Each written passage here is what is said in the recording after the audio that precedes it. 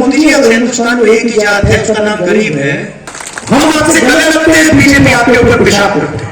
Governor जी, आपने एक दिन में 3, 4, 5 कपड़े पहनते हैं मोदी जी, तो वनवासी शब्द में वनवासी शब्द में क्या फर्क है? कुछ दिन पहले नरेंद्र मोदी जी ने बहुत अच्छी बात बोली, मैंने पहली बार सुनी है। इस बार बीजेपी के नेता जानवर पर पेशाब नहीं करते, मगर आदिवासी पर पेशाब कर रहे हैं। राहुल गांधी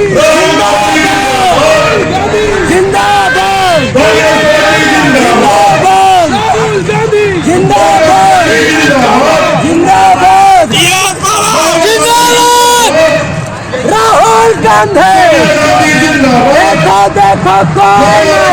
ये सिंह जी, प्रीतम सिंह जी, स्टेज पे कांग्रेस पार्टी के हमारे सब वरिष्ठ नेता, कांग्रेस पार्टी के हमारे कार्यकर्ता भाई और बहनों, आप सबका यहाँ बहुत बहुत स्वागत, नमस्कार।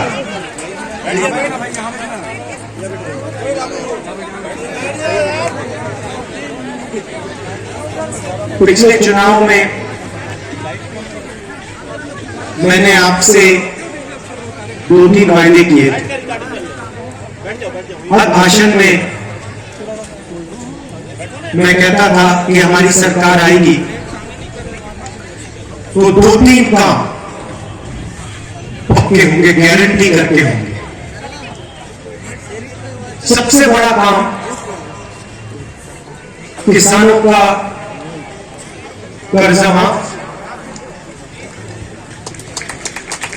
वो कोई छोटी बात नहीं थी। उस समय बीजेपी के सब नेताओं ने कहा था कि कांग्रेस पार्टी सच नहीं बोल रही। हमने ये भी कहा था कि 2500 रुपए प्रति क्विंटल किसान को धान के लिए रेट मिलेगा। बीजेपी के सब नेताओं ने कहा ऐसा तो किया नहीं जा सकता, कांग्रेस ऐसे ही कर रही है।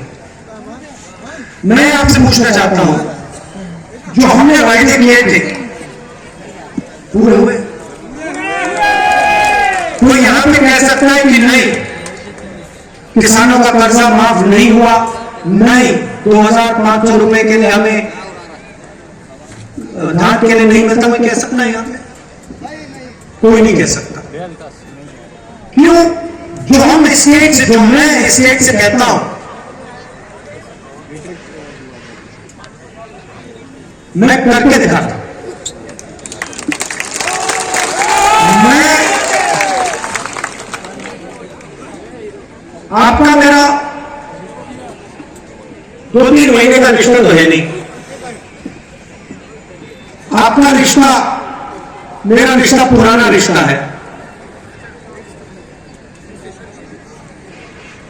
आप इंदिरा गांधी जी को याद करते हो, जवाहरलाल नेहरू जी की याद करते हो, तो मेरा रिश्ता आपके साथ जो है वो गहरा रिश्ता है, पुराना रिश्ता नहीं। यहां आके आपसे झूठ नहीं बोलना चाहता।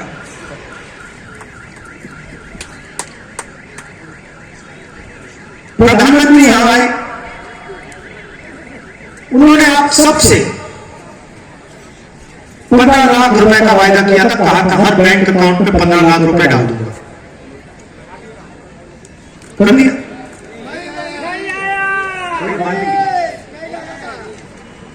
किसी का बैंक अकाउंट में नहीं आया। उन्होंने कहा था कि नोटबंदी से काला धन मिट जाएगा, मिट गया। कहा था किसानों का, किसान बिल से फायदा होगा, किसानों ने स्वयं बिल को रद्द कर दिया। देश के सारे किसान खड़े होकर कहते प्रधानमंत्री झूठ बोल रहा है, हमें नहीं चाहिए ये बिल।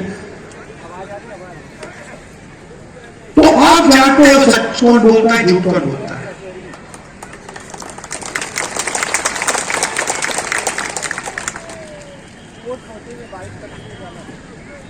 हम वहां नहीं रुके। हमने आपसे कहा था कि धान के लिए 2500 रुपए प्रति क्विंटल हम देंगे। आपको कहने की जरूरत नहीं पड़ी, वो आस्ते आस्ते आस्ते आस्ते बढ़ता गया। सही बोल रहा हूं? तो हमें बोलने की जरूरत भी नहीं है, मैं आपको कह रहा हूं। हमने अनाउंस किया है कि 3200 रुपए प्रति क्विंटल मिलेगा।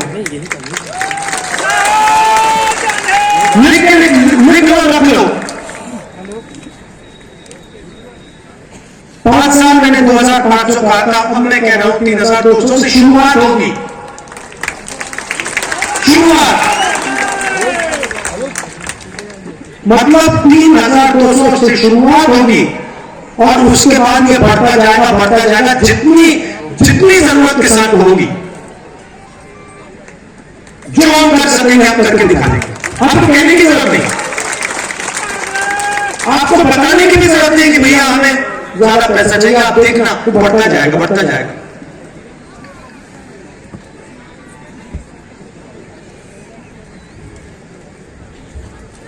आदिवासियों के लिए बीजेपी के समय तेंदुपत्ता के लिए कितना पैसा मिलता था? एक बोरी के लिए कितना मिलता था? 2500। कांग्रेस पार्टी के समय में कितना मिला आपको? 4000 रुपए। अब आप लिख लीजिए 4000 रुपए नहीं 6000 रुपए आपको मिलेंगे। लिख के रख लीजिए आप 4000 रुपए का आपको हर साल बोनस मिलेगा।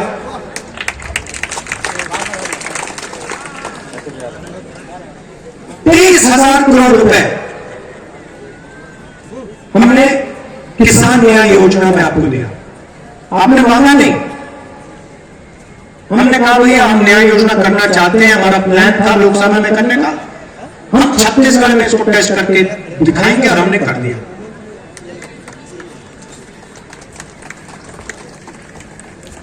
आप मुझे बात बताओ, जब बीजेपी की सरकार यहां थी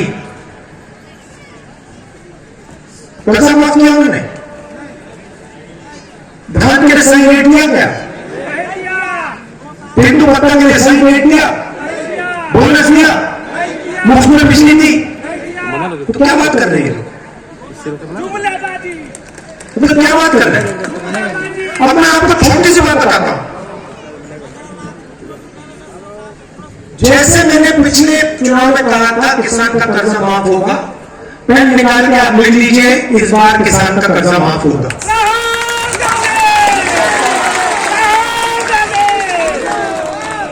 किसान का कर्जा माफ होगा।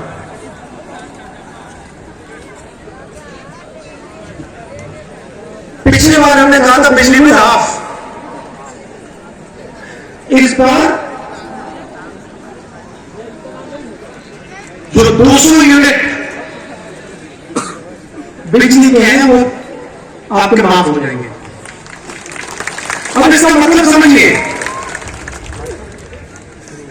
कभी कभी जो आंकड़े होते हैं कि गहराई नहीं समझ आती। हमने कहा 200 यूनिट माफ, इसका मतलब छत्तीसगढ़ में 40 लाख परिवार बिजली के लिए 1 रुपया नहीं देंगे।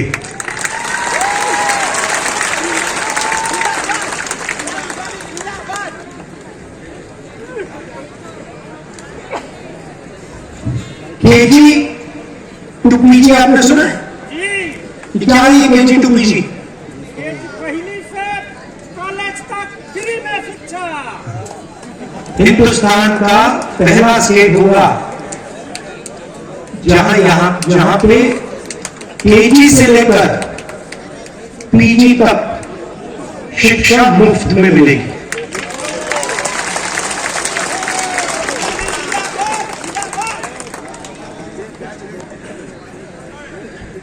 बीजेपी क्या करती है? सारे के सारे स्कूल प्राइवेटाइज कर देती है, कॉलेज प्राइवेटाइज कर देती है, अस्पताल प्राइवेटाइज कर देती है। आदिवासियों को वनवासी कहते हैं। सुना आपने? आदिवासी को ये लोग वनवासी क्यों कहते हैं? मुझे बताओ, मुझे बता सकता है? वनवासी शब्द में आदिवासी शब्द में क्या फर्क है? आदिकाल से रहने वाले, हाँ? आदिकाल से रहने वाले आदिवासी, और वनवासी वन में जो जंगल में रहते हैं, जंगल में रहने वाले। अच्छा बताइए, आपका नाम क्या है? गोवर्धन सिंह गोवर्धन जी, लटोरी ब्लॉक अध्यक्ष। आपने वो जो बीजेपी का वीडियो था जिसमें बीजेपी का नेता एक आदिवासी पे पेशाब कर रहा है, वो आपने देखा? मध्य प्रदेश में देखा आपने? आपने कभी बीजेपी के किसी नेता को जानवर के ऊपर पेशाब करते हुए देखा है? तो बीजेपी के नेता जानवर पर पेशाब नहीं करते, मगर आदिवासी पर पेशाब कर रहे हैं। देखिए, आदिवासी शब्द के अंदर गहराई में बहुत जरूरी चीज छुपी हुई है। आदिवासी का मतलब वो लोग जो इस जमीन के, हिंदुस्तान की पूरी जमीन के ओरिजिनल मालिक हैं।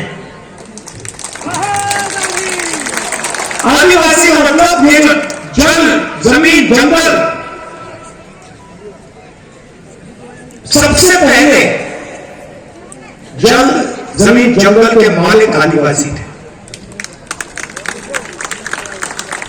भाइयों बहनों, आदिवासी शब्द के अंदर आदिवासियों का जो हक है, जमीन का हक, जल का हक, जंगल का हक, वो छुपा हुआ है। वनवासी का मतलब वो लोग जो जंगल में रहते हैं। बीजेपी आपको वनवासी कहते हैं, हम आपको आदिवासी कहते हैं। बीजेपी आपके अधिकार छीनती है, हम आपको अधिकार देते हैं। हम आपसे गले लगते हैं, बीजेपी आपके ऊपर पेशाब करते हैं, बीजेपी के नेता आपके ऊपर पेशाब करते हैं और फिर वीडियो वायरल कराते हैं कि पूरा देश देखे कि बीजेपी के नेता आदिवासी पर पेशाब कर रहा है। ये इनकी सोच है। अच्छा, मैं आपसे सवाल पूछता हूं, आपको वनवासी कहते हैं ना? जंगल कम हो रही है, ज्यादा कम हो रहा है ना? तो जब 15-20 साल में जंगल गायब हो जाएगा तो वनवासी कहां जाएंगे? मोदी के घर में जाएंगे। कहां जाएंगे? सड़कों पे भीख मांगेंगे, सड़कों पे भीख मांगेंगे। बीजेपी के नेता कहते हैं देखो, आदिवासियों को हिंदी सीखनी चाहिए, छत्तीसगढ़ी मत सीखिए, अंग्रेजी मत सीखिए। मगर आप किसी भी बीजेपी के नेता से पूछो कि भैया आपका जो बच्चा है वो इंग्लिश मीडियम में पढ़ता है, हिंदी मीडियम में पढ़ता है, तो आपको जवाब दे हमारा तो बेटा इंग्लिश मीडियम में पढ़ता है। अगर आपका बच्चा इंग्लिश मीडियम में पढ़ता है तो आदिवासी का बच्चा इंग्लिश मीडियम में क्यों नहीं पढ़ सकता? अगर आपका बच्चा सपना देख सकता है तो आदिवासियों का बच्चा, दलितों का बच्चा, पिछड़ों का बच्चा सपना क्यों नहीं देख सकता?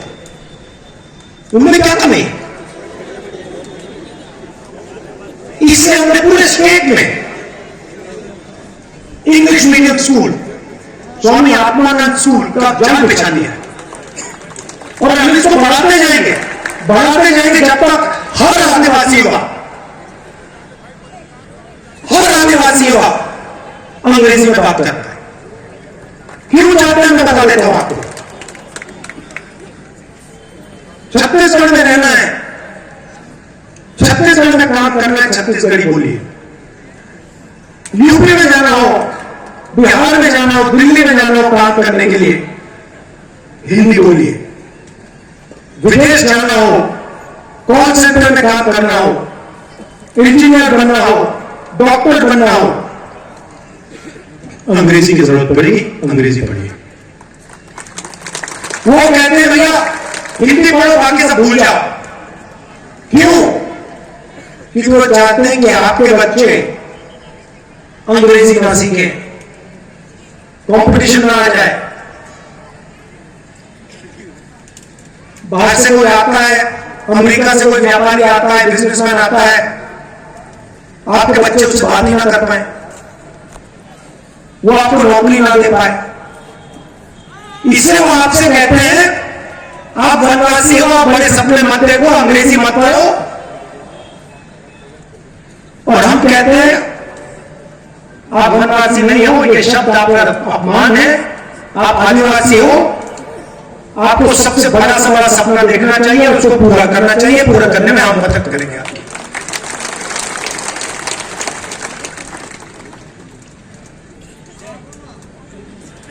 यहां पे पिछड़े वर्ग के लोग भी हैं। कुछ दिन पहले नरेंद्र मोदी जी ने बहुत अच्छी बात बोली, मैंने पहली बार सुनी है। हर भाषण में कहते हैं मैं ओबीसी हूं, हर भाषण में ओबीसी बात करते हैं। और जब मैंने जाति जनगणना की बात शुरू करी, जब मैंने कहा कि जाति जनगणना होना चाहिए, कहते हैं हिंदुस्तान कोई जाति नहीं है, हिंदुस्तान में सिर्फ एक जात है, गरीब, और कोई जाति नहीं। तो नरेंद्र मोदी जी अगर हिंदुस्तान में एक ही जात है, उसका नाम गरीब है, तो आप अपने आप को ओबीसी क्यों कहते हो? और अगर एक जात गरीब है तो अमीर कौन है? अमीर में कोई जाति नहीं है, सिर्फ एक जात है हिंदुस्तान में, वो है गरीब। आपने चुनाव जीत लिया, रोज हवाई जहाज में उड़ते हो, करोड़ों रुपए का सूट पहनते हो, हर रोज नया सूट पहनते हो मोदी जी। आपने कभी देखा है नरेंद्र मोदी जी को 2 बार एक कपड़ा पहनते हुए? कभी देखा आपने कि मोदी जी ने एक कपड़ा 2 दिन के लिए पहन लिया? कभी देखा? एक दिन में 3, 4, 5 कपड़े पहनते हैं मोदी जी। तो आपने चुनाव जीत लिया, करोड़ों के सूट पहन रहे हो, मगर जब ओबीसी को आपकी जरूरत पड़ी, ओबीसी युवाओं को आपकी जरूरत पड़ी जाति जनगणना कराने में, तो आप कहते हो एक ही जात है गरीब, ओबीसी तो ही नहीं।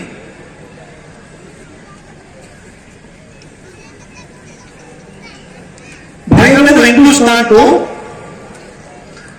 एमपी नहीं चलाते, हिंदुस्तान को 90 अफसर चलाते हैं। उनको हम secretary to government of India कहते हैं, आईएएस के अफसर हैं। और ये 90 लोग हिंदुस्तान का पूरा पैसा जो है उसको बांटते हैं। मनरेगा में कितना जाएगा, सेना को कितना मिलेगा, सड़क बनाने में कितना पैसा जाएगा, अस्पतालों में कितना जाएगा, शिक्षा में कितना जाएगा, ये सारे के सारे निर्णय ये 90 लोग लेते हैं। पार्लियामेंट हाउस में मैंने एक आंकड़ा रखा, मैंने कहा कि देखिए 90 लोगों में से ओबीसी कितने हैं? भाई और बहनों, इन 90 लोगों में से ये कितने भाई उठा के दिखाओ, तो खड़े होकर देखो, ये देखो 90 में से 3। मोदी जी ओबीसी की बात करते हैं, 24 घंटा ओबीसी की बात करते हैं। जब मदद करने का समय आता है कहते भाई ओबीसी जाति नहीं है। और जो अफसर 90 अफसर इस देश को चलाते हैं, बजट का हर पैसा बांटते हैं, उसमें से 3 ओबीसी के हैं। अच्छा भैया, आपने पहला सवाल का जवाब दे दिया, दूसरे सवाल का जवाब दीजिए। जो ओबीसी अफसर हैं हिंदुस्तान के बजट का कितना प्रतिशत निर्णय लेते हैं? 5%। मतलब 90 में से 3 ओबीसी। और अगर हिंदुस्तान के बजट में 100 रुपए खर्च होते हैं तो ₹5 का निर्णय ओबीसी जात के लोग लेते हैं। अच्छा, आदिवासियों की बात करते हैं। बजट में से अगर ₹100 का निर्णय लिया जाता है तो आदिवासी कितना निर्णय लेते हैं? कितना? 0.001। मतलब आदिवासी अफसर ₹100 में से ₹10 का निर्णय लेते हैं, ना 10 पैसे का निर्णय लेते हैं, सॉरी। अब सवाल यह है कि हिंदुस्तान में क्या ओबीसी की आबादी 5% है? आदिवासी की आबादी 0.1% है क्या? बिल्कुल नहीं। पूरा देश जानता है कि ओबीसी की आबादी कुछ भी होगी 5% तो नहीं, और पूरा देश जानता है कि आदिवासी की आबादी कुछ भी होगी मगर 0.1% तो नहीं। मैं आपसे क्यों कह रहा हूं? क्योंकि देश को चलाने में आदिवासी, दलित, पिछड़ों की कोई भागीदारी नहीं है।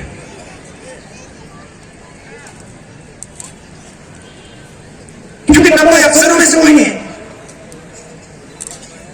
अगर आप मुझे कहते हैं कि भैया देखो 90 अफसर हैं, उसमें से 50% ओबीसी है, तो मैं कहूंगा हाँ भैया, बजट का 50% ये लोग खर्च कर रहे हैं तो भागीदारी है।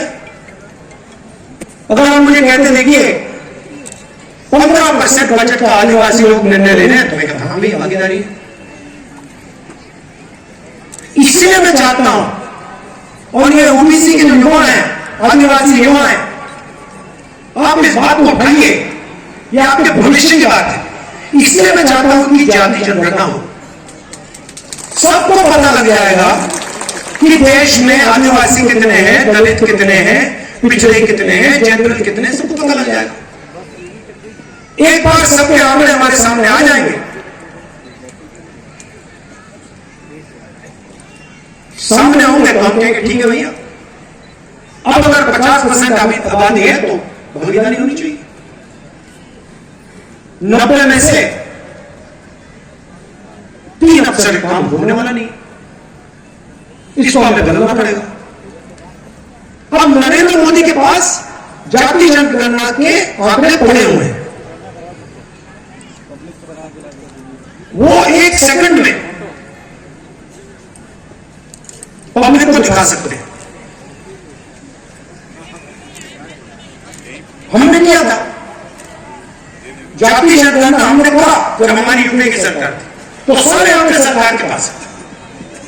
अब हम नरेंद्र मोदी से कह रहे भैया इनको रिलीज करिए, छत्तीसगढ़ के ओबीसी युवाओं को बता दीजिए ओबीसी की कितनी आबादी, आदिवासियों को, दलितों को बता दीजिए भैया आपकी इतनी भागीदारी होनी चाहिए। नरेंद्र मोदी नहीं बोल रहे।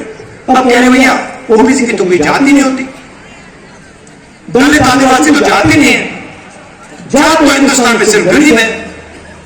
हमारी जो सच्चाई है, ओबीसी जात की जो सच्चाई है वो हमें बता दो।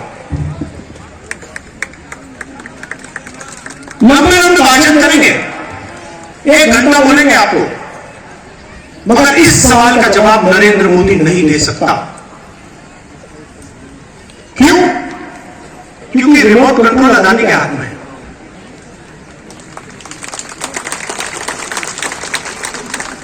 सरकार को अदानी चला रहा है। यहां पर मेरे मीडिया के मित्र हैं, 24 घंटा ये नरेंद्र मोदी का चेहरा दिखाते हैं। देखो हंस रहे हैं, देखो मुस्कुरा रहे हैं। क्या नाम है आपका भैया? नहीं, मीडिया वाले जो है जो मुस्कुरा रहे हैं, क्या नाम है आपका? मुस्कुराहट चली गई, डर गए। तो 24 घंटा ही दिखाते हैं मोदी जी, मोदी जी, मोदी जी, मोदी जी। क्यों? क्योंकि अदानी जी को कहते हैं भैया दिखाओ, मोदी जी करे ना करे मैं नहीं जानता। दिल्ली में कांग्रेस पार्टी की इंडिया की सरकार आएगी, पहला काम जाति जनगणना हो जाएगा, खत्म हो जाएगा, और जो आंकड़े हैं उनको हम रिलीज करके आपके सामने रख देंगे। और एक नई कहानी ओबीसी आदिवासी युवाओं के लिए, आदिवासी दलित युवाओं के लिए एक नई कहानी शुरू हुई। आज आप लोग नरेंद्र मोदी की जो पॉलिसीज है, नोटबंदी, जीएसटी, इसमें जो हमारी रीढ़ की हड्डी है, हिंदुस्तान की रीढ़ की हड्डी को तोड़ दिया है।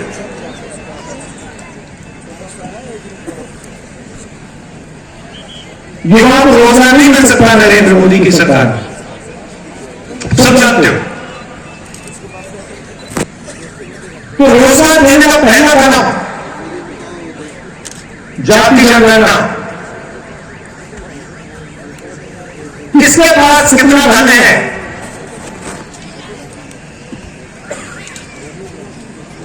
नब्बे अफसर में से ओबीसी कितने, दलित कितने, आदिवासी कितने,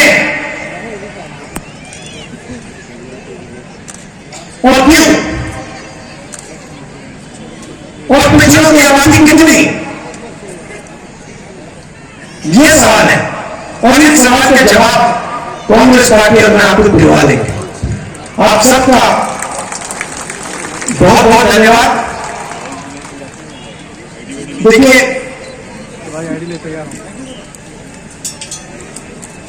बीजेपी आपसे, आपके पास आती है, झूठे वायदे कर जाती है, आपका पूरा पैसा अदानी जी के यहां चला जाता है, आपकी जमीन जंगल जंग छीन के वो ले आते हैं, पैसा अमेरिका चला जाता है। हम आपकी पॉकेट में पैसा डालते हैं, किसान की पॉकेट में पैसा डालते हैं, मजदूर की पॉकेट में पैसा डालते हैं। वो भूल गया मैं 7,000 रुपए मिलता है ना, मजदूर को 10,000 मिलेगा। गैस वाले भी बता देते हैं 500 रुपए की सब्सिडी मिलेगी गैस सिलेंडर पर। हम चाहते हैं, देखिए सिंपल तरीके से मैं समझा देता हूं, हम चाहते हैं कि पैसा गरीब किसान, मजदूर, बेरोजगार युवा इनकी जेब में जाए और ये पैसे को गांव में, शहरों में खर्च करें और पूरी छत्तीसगढ़ की गांव की, शहरों की अर्थव्यवस्था आगे बढ़े। वो चाहते हैं कि पूरा का पूरा पैसा अदानी जी के जेब में चले जाए। अदानी जी पैसा कहां खर्च करते हैं? अदानी जी क्या यहाँ पे मतलब गांव में पैसा खर्च करते हैं? नहीं, कर ही नहीं सकता। किसान यहाँ पे खर्च करेगा।